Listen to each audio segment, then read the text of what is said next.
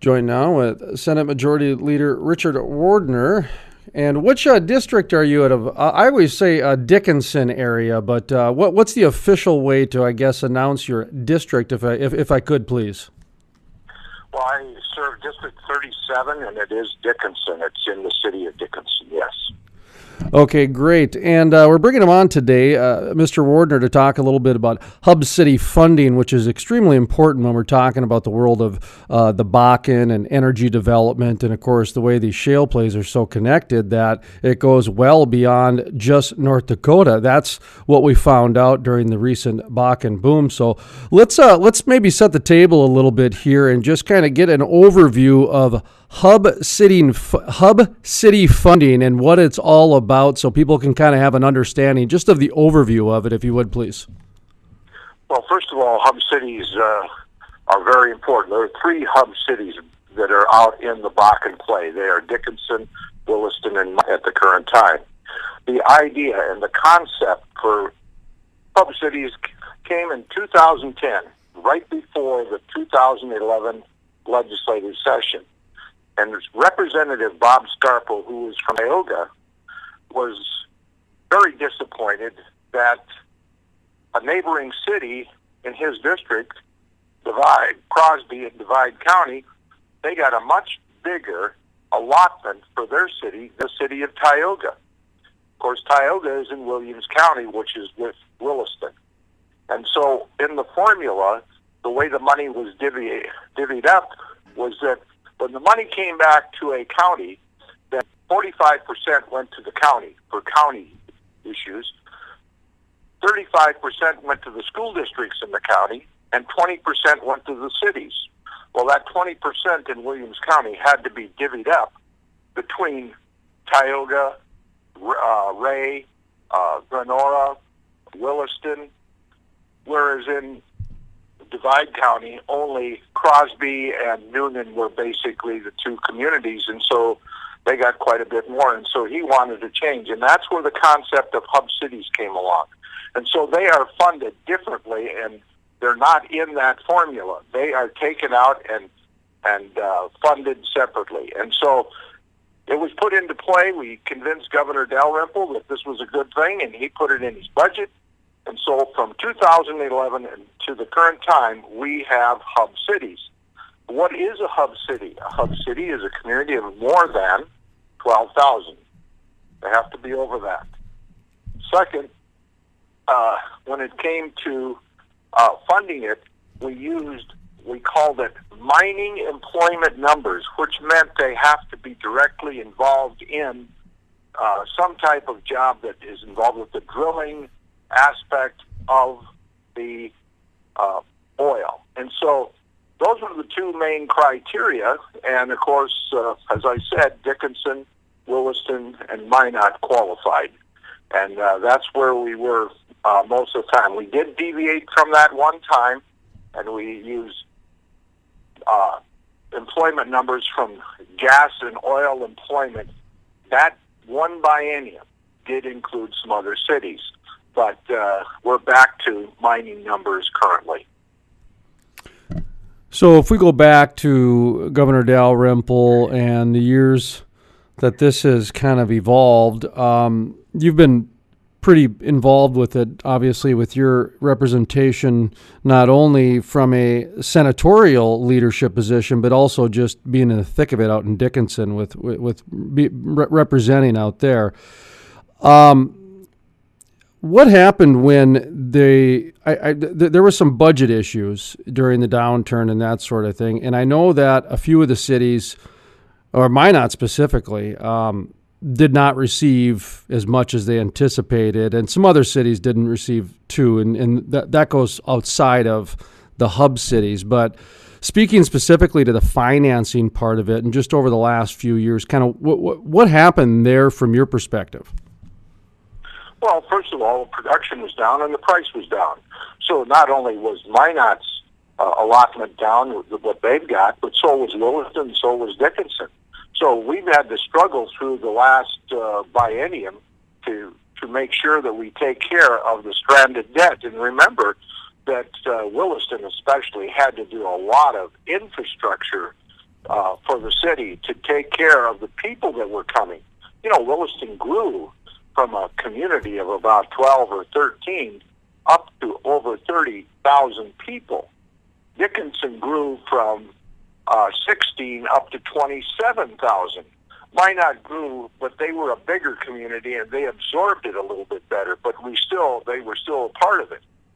But what had happened is that when the price of oil went down, the production went down, and these communities didn't get as much. And we've had to live with that. And so the amount of money that each one got this biennium is less than what they had gotten, for example, in the 13-15 biennium. That was where they really got money, and they needed it. And we also, during that time, we had a thing called the surge. Now, the surge helped the cities, but it also helped the counties and the school districts and the townships out there. And that money went for infrastructure. And I want to tell you that that was really a critical piece of legislation, because during the time of the surge, once they got that money, they were able to catch up. They were so far behind on infrastructure at every political sub-level that things were not working out very well. But that gave them the boost so that they caught up. And I want you to know, as we go out into the Bakken at this time, the road infrastructure, the highways, the county roads, the ones that are needed, are in good shape. And thankfully they are, because the industry needs them in order to mine the product. In other words, drill for the oil and to produce it. So there was a good investment by the state of North Dakota in order to bring home more revenue to the state and help everyone out. You know, when you talk about the infrastructure, I remember some of those roads out in Dickinson, specifically in that area, when Highway 22 was just a couple lanes, and now, you know, obviously 5-6 lanes or whatever it is now in certain areas.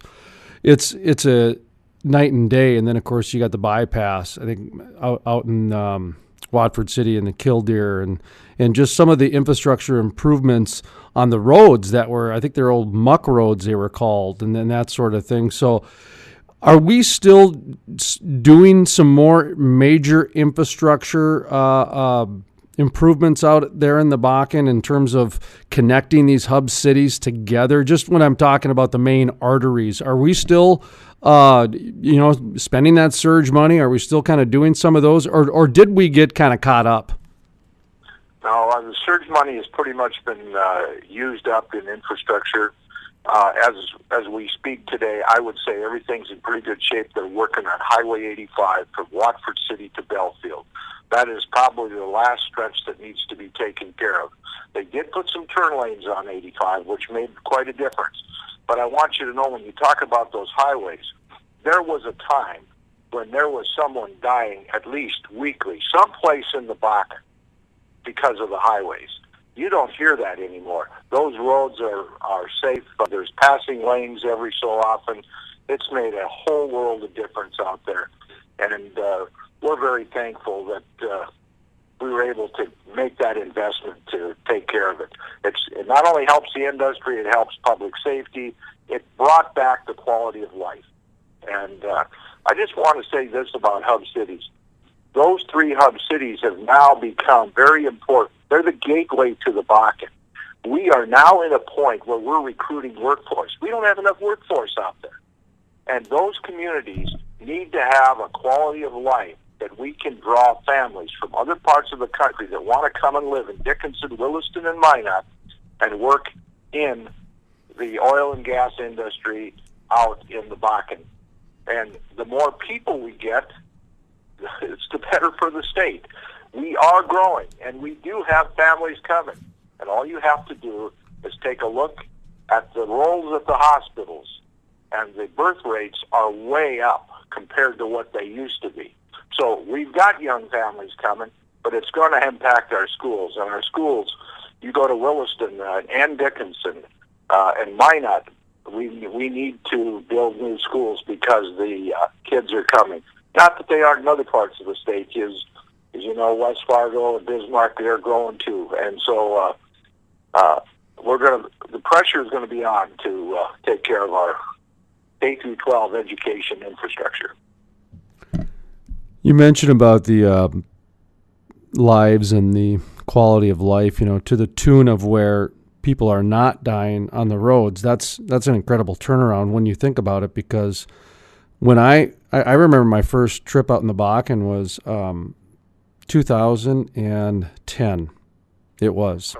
And it was myself and the owner of Max Hardware. And we got on Highway 22 and we drove outside of Dickinson, and we did not even make it to the Dunn County line.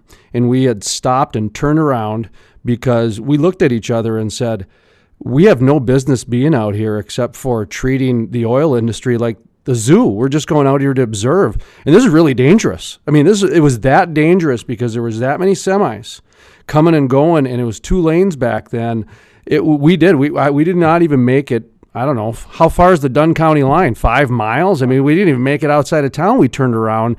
And then when you go there, the improvements that have been made on the key parts to make the quality of life to where you feel safe are incredible. And now I'm starting to see the layering in of that second wave of, you get some nice main streets that I hear so much about, and, the family-oriented schools, and the new Watford City's got just a gorgeous a new facility there, event center.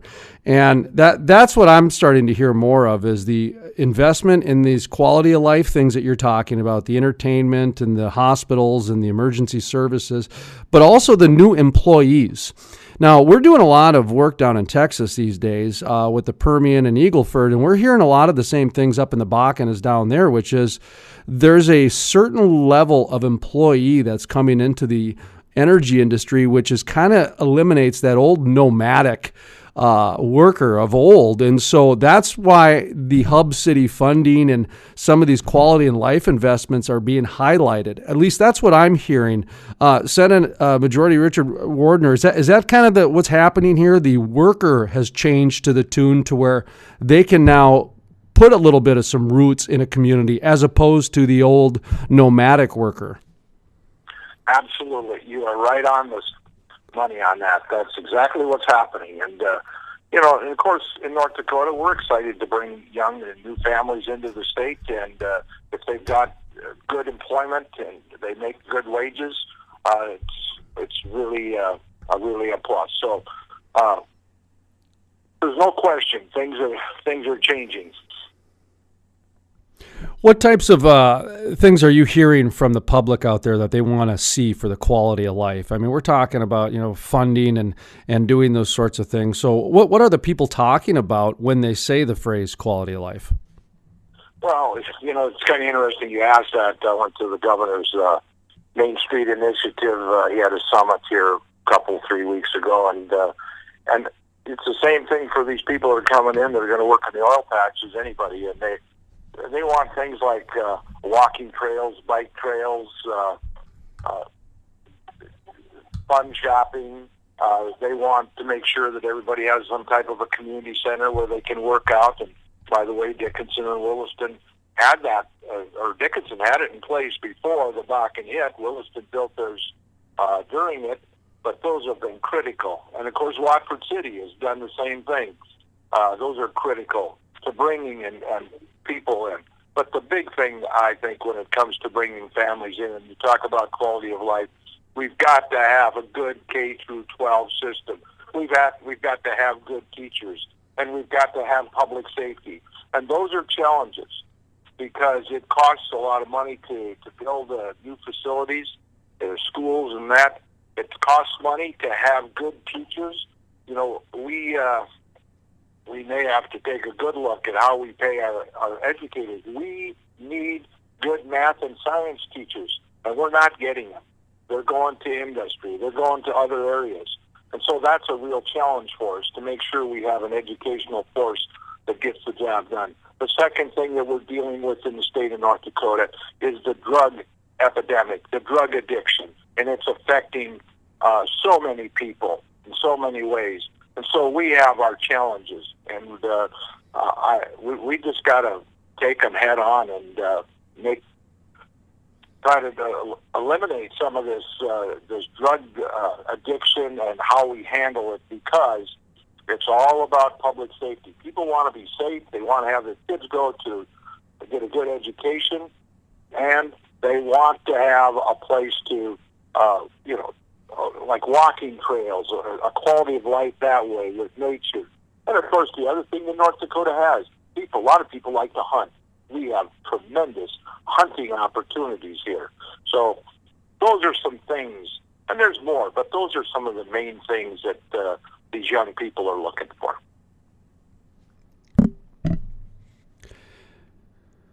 How much of this has to do with the technology? And where I'm going with this is I read an article in the Wall Street Journal, and they kind of highlighted the East-West Hatfield-McCoy thing, and I thought we were kind of past that, to where the energy industry really highlighted how connected the state really is, from the EERC up in Grand Forks to the university system with NDSU's analytics and IT department, to the western side of the state's ag and energy production, and then of course you got Bismarck with their industries as well. So how much of technology has really created this need for a new quality of life and the new need for the new employee out in the workplace? Are you? I mean, I'm not here to bring up your age or anything like that, but I'm sure you actually pick up a newspaper and read it still. So you're over 50 years old, but are you following the technology stuff, or is that a little bit too far gone for you, sir? No, I'm following it. I want you to know that when it comes to the technology, it's critical. When you talked about the EERC, and for those that don't know, that's the Energy and Environmental Research Center that's at Grand Forks, which is probably the best kept secret probably in the state of North Dakota. Those of us know what it is, but many people don't have a clue that it's there. They have done a lot of research in helping us get more oil out of the shale. And, when we started, we got probably 5 to 6% of the oil out of the shale. That meant that 94 to 95% of that oil was still in the shale. We now have increased that to 10. Why? Because of research that's being done, not only by the EERC, but also by the individual oil and gas companies. They're out there always trying new things and trying new techniques. And so we're getting more oil out of the shale than we used to. And we will continue to work on technology to do that. And, of course, I would like to mention, when you talk about technology and safety, don't forget the unmanned aircraft, which is being touted and promoted up at UND. That is critical, not only to energy, but it's critical to agriculture. For example, those drones can fly the pipelines. We've had pipeline spills that have created a lot of problems and chaos for us.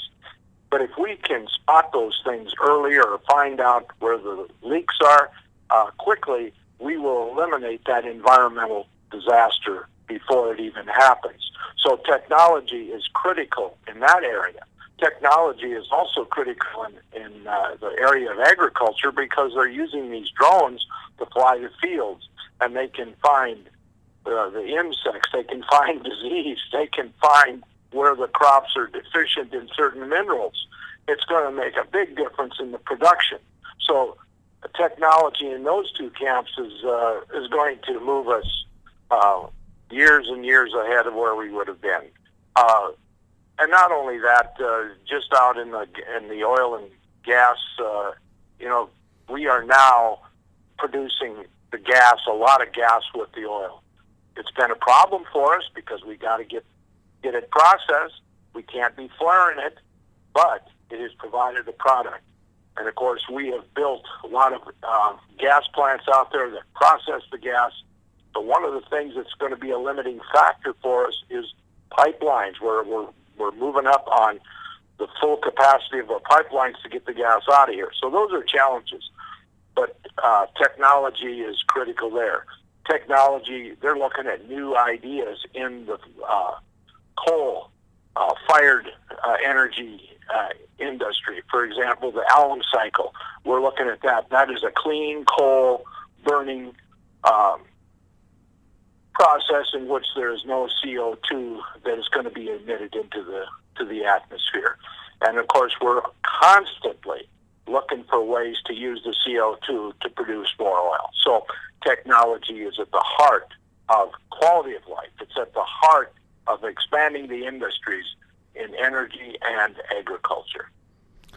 And just another way that the Bakken is going to be tying the entire region really together, if not other parts, because so many of these companies are connected from shale play to shale play. You know, when we're talking about, say, like a One Oak or Targa Hess, you know, who recently announced major facilities coming to the Bakken and gas gathering.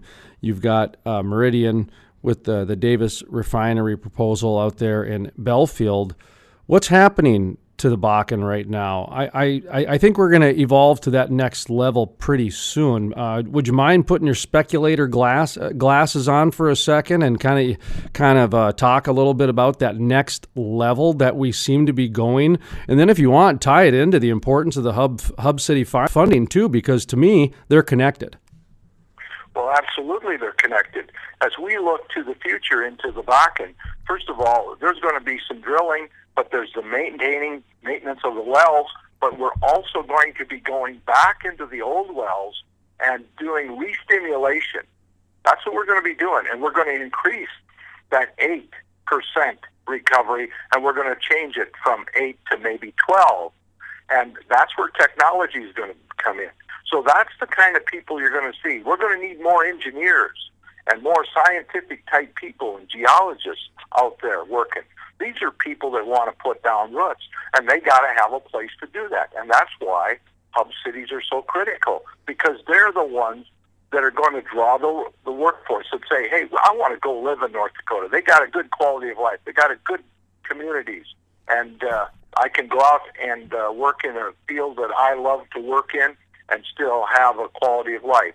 So I see the hub cities as critical in helping recruit the workforce that we're going to need for the future as we look at the Bakken, as it changes from just primary drilling, you know, the first drill, to more maintenance and remodeling, so to speak, of the wells, to go back in and refrac them and redo them.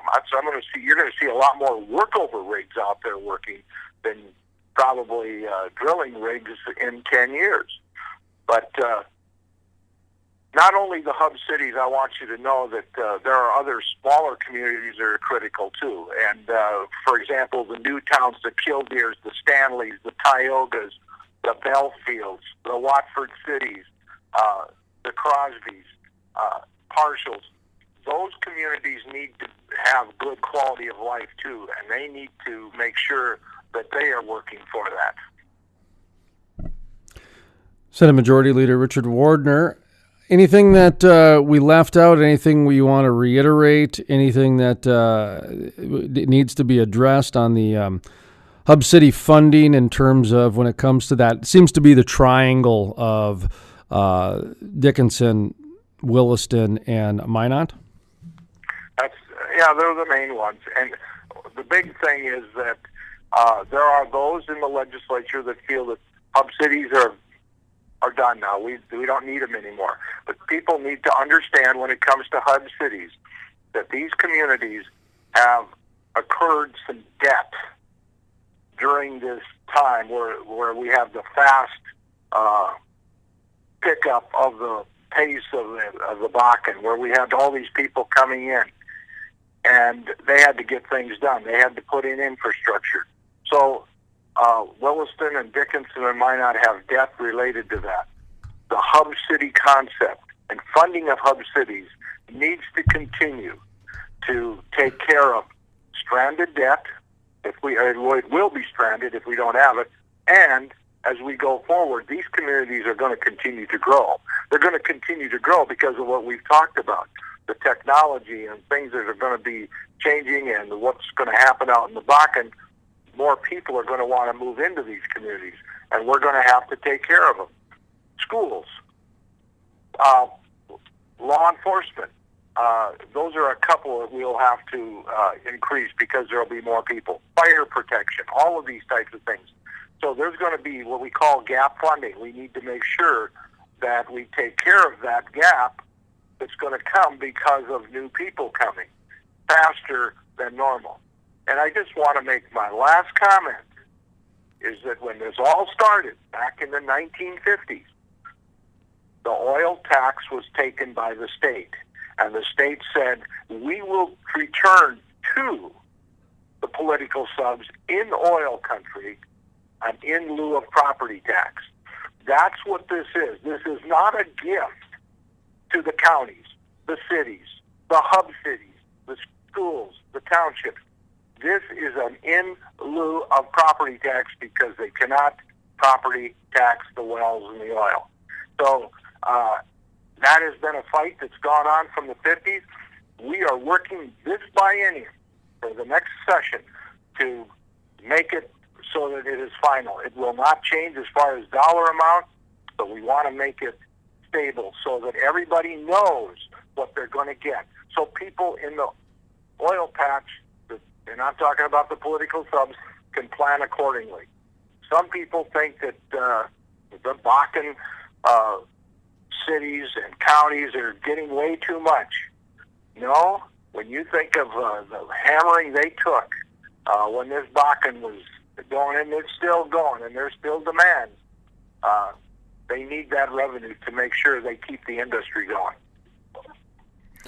Well, I'll even take it a step further, which, from my perspective, it would be nice to see some balance get done with the population throughout the state. It would be it's happening, but I do think what you're talking about is really needed, because when you take a look at Dickinson and you take a look at Williston and you take a look at Minot, they're growing beyond just energy. I mean, when I think of Minot off the top of my head, they have the Air Force Base, but United Pulse, the lentils and chickpeas and that group, they're building, or they have on the books at least, they're planning on building a major facility out there, which is going to bring a lot of economic opportunity. And we're talking major economic opportunity, when you talk about a big company like that, because again, North Dakota is still 14 or 15 crops or ag things we're number one in, from, honey to lentils to dry peas. And you start going out into Williston and you talk about these gas gathering plants, and down in Dickinson, the proposed refinery over there, there's a lot of other growth happening outside of the wells and outside of just the Hesses and the continental sources of the world. That's what I'm seeing, is that these hub cities are really growing outside of that energy sector. Although the energy sector is the primary pulse behind it, it just seems like it's allowing these other industries really to grow and create some roots from an industry perspective, thus allowing this hub city funding and financing to really make sense. At least that's how I'm seeing it. Well, I think you're seeing it right. You're seeing it right, absolutely. And I just want to I got this other thing I got to say. When the oil is produced, and as long as we can take care of the political subs out in the oil patch, remember that the rest of the state does well too. We did put a lot of money into roads out of oil money that went to the eastern, or we'll call them the non-oil counties. They got money for roads too. And I want you to know that some of that oil tax is dedicated to water projects. It's called the Resources Trust Fund, and 20% of the extraction tax goes into that. And that is the Fargo diversion will be funded from the state part out of that fund. There are water projects all over the state of North Dakota that get money from that. So oil helps the whole state. It's not like only those people out in the oil patch are getting help. They are getting it in other places too. Another place that I would like to point out is in education. There is 20% 20% of the extraction tax goes to education, and half of that 20% goes into the Common Schools Trust Fund, which helps fund K through 12, not just in the Bakken, across the state. And I want you to understand that the Common Schools Trust Fund is now growing to about $3.7 billion. It generated over $300 million for K through 12 funding. Do you think that helps us all? It helps us with our property tax. Absolutely. And if you don't know what the Common Schools Trust Fund was, it started with statehood. That's where they used to put the money for state lands when you rented a school section, or state land money went in there. And so it didn't grow very much until when the Bakken hit. It has just taken off because we were putting some of the oil money in there. So schools, water projects, roads have affected the whole state of North Dakota. We're better off with our infrastructure today than we would have been if we had not had the Bakken play. Senate Majority Leader Richard Wardner, thank you much for your time today, sir. Well, thank you. You have a good day.